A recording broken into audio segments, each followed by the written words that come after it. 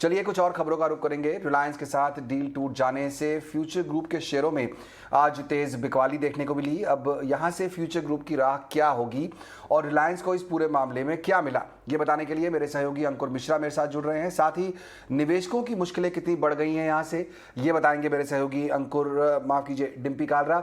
चलिए अंकुर, आपसे शुरुआत करते हैं। सबसे पहले ये बताइए कि जो फ्यूचर ग्रुप की इस समय मुश्किलें क्या हैं और क्रेडिटर्स अब क्या करेंगे। जी हाँ, बिल्कुल, जो लेंडर्स हैं उनकी मुश्किलें बढ़ी हैं और करीब 28,000 करोड़ रुपए का कर्ज है जो उनको बकाया, जो भुगतान नहीं हुआ है। अब इसके लिए इंसॉल्वेंसी की प्रक्रिया शुरू होगी। अभी बैंक ऑफ इंडिया ने ऑलरेडी एक एप्लीकेशन दी हुई है एनसीएलटी में, लेकिन वो फ्यूचर ग्रुप के खिलाफ इंडिविजुअली फ्यूचर रिटेल के लिए है। लेकिन अब आइडिया ये है कि फ्यूचर ग्रुप की जितनी भी कंपनियां हैं उनका एक साथ रिजोल्यूशन करने के लिए ग्रुप इंसॉल्वेंसी की अर्जी दी जा सकती है एनसीएलटी में, और ये इंसॉल्वेंसी की कार्रवाई के दौरान हो सकता है। कोई सेपरेट पिटीशन को मूव करने की जरूरत नहीं है। इसी तरीके से वीडियोकॉन जो केस था वहां पर भी ग्रुप इंसॉल्वेंसी हुई थी, वैसे ही अब शायद ग्रुप इंसॉल्वेंसी फ्यूचर ग्रुप के लिए हो सकती है। हम अगर यहाँ पे बात करें कि ये आखिर ये नौबत क्यों आई, तो करीब 69% जो लेंडर्स थे उन्होंने वोट किया था डील के खिलाफ, और इस वजह से ये डील फाइनली आरआईएल ने बोला कि डील टूट गई।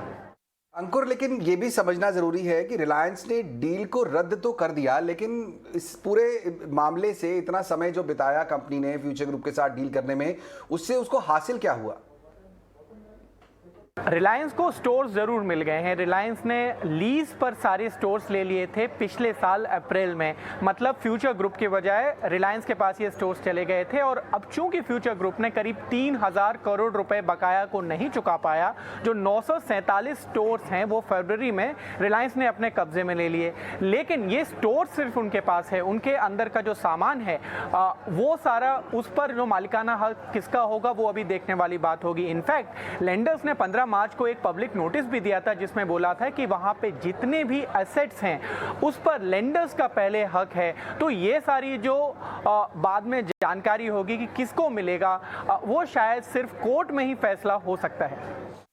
बिल्कुल, डिम्पी भी हमारे साथ बने हुए हैं। डिम्पी, फ्यूचर ग्रुप के निवेशकों का फ्यूचर जो है वो पूरी तरीके से अंधकार में दिखाई दे रहा है, क्या ये कहना सही होगा या फिर कोई उम्मीद बची है अभी भी?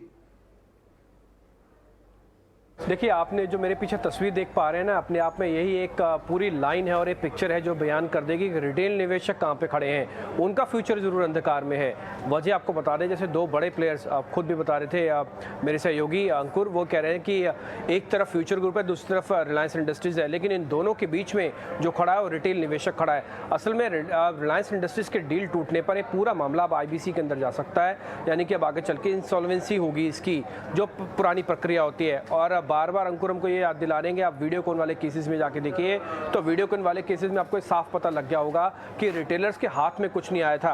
अब मैं आपको दूसरी इंपॉर्टेंट बात बताता हूँ, अगर रिलायंस इंडस्ट्रीज के बराबर की कंपनी या फिर कोई बड़ी अच्छी कंपनी, बड़ी कंपनी नहीं आती है, तो फिर ये जो 27,000-28,000 करोड़ का कर्ज है जो कि मोटा मोटी रिलायंस इंडस्ट्रीज दे रहा था, वो अब क्या दूसरी कंपनी दे पाएगी?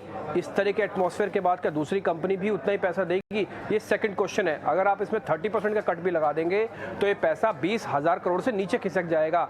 और इस दिक्कत के अंदर ये क्या होगा कि जो सिक्योर्ड क्रेडिटर्स हैं, क्योंकि प्रोसेस है, IBC की प्रक्रिया है, और IBC की प्रक्रिया ये कहती है कि पहले आपको लीगल्स देना पड़ेगा, फिर सिक्योर्ड क्रेडिटर, फिर क्रेडिटर, फिर बाद में निवेशक आएगा, रिटेल निवेशक आएगा। अगर मान लीजिए 27 से 20 भी मामला हो गया तो रिटेल निवेशकों के पास कुछ नहीं आने वाला।